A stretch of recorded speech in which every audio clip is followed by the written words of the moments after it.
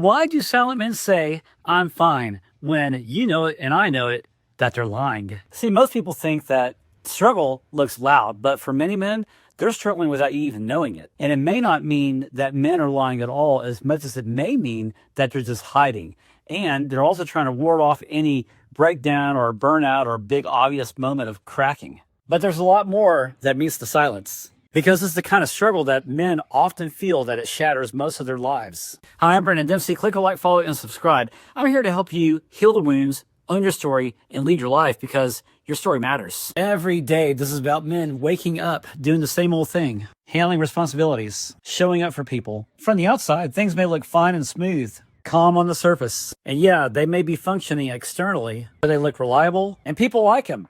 And you know they're doing all the right things that they're supposed to do. But inwardly, something's not quite right. The disconnection that most men can't even fully explain. Deep down, men just feel like they're just not even fully alive. When they get in front of people and have to put on the mask, that's exactly where imposter syndrome begins. What's the hardest part? No one sees behind the mask.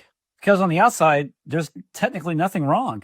And nope, their pain is invisible because you don't see it, but that doesn't mean their body doesn't feel that tension. See, your career, job, and life looks great on paper, but inwardly, deep down, you know something's not right because it's hard to land. And when you don't name it, question it, or confront it, it just becomes normalized and leaves you marginalized.